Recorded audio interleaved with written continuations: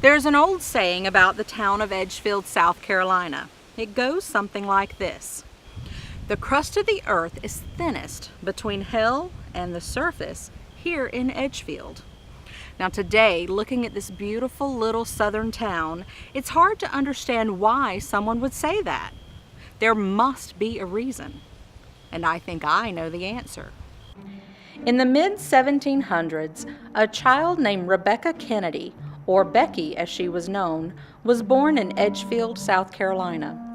Edgefield was a growing agricultural town during this time, and many who lived here owned large plantations growing cotton and other crops. Becky grew into a charming and beautiful woman. She married a man from Edgefield named John Cotton, and everything was good in the peaceful community. But it was not to last. When Becky's father had a violent dispute with neighbors over land, he ran to her house seeking refuge. But refuge was short-lived, literally. Within a short time, neighbors stormed into her house and shot her father, all while her husband stood by, idly watching. In essence, he dishonored her by doing nothing. And from that moment on, Becky had one thought on her mind: how to kill her husband. A smart man would have realized he made a serious mistake in doing nothing. And a smart man would have ended the marriage at this point. But John stayed with Becky, and in 1794 the marriage was ended by an axe blade to his head. It is said that while old John was peacefully sleeping one evening, Becky used an axe and cracked his skull open.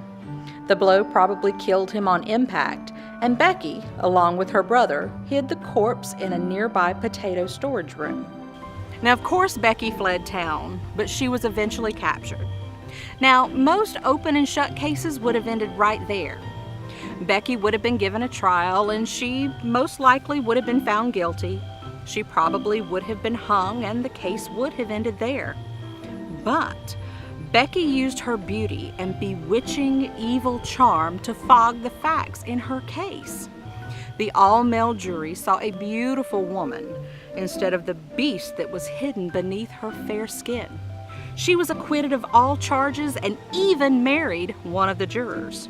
It has been said that Becky committed more male murders in her lifetime. One husband was stabbed while he dozed by a warm, crackling fire. Another by a cup of hot tea laced with a poisonous herb.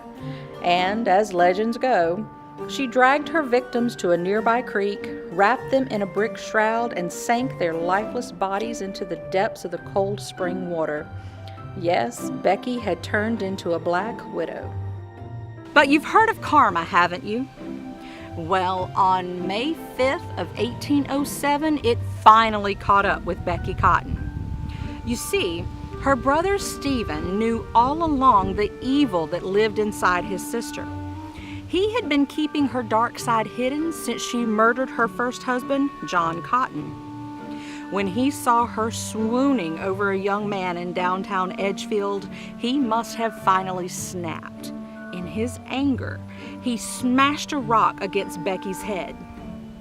Becky, also known as the Devil in Petticoats, died that day, and her brother, well, he never went to trial. But today, her legend lives on. It is said that the cries of her victims can be heard at Beck's Hole here at Slade Lake. Others say Becky can be seen in the area looking for her next husband.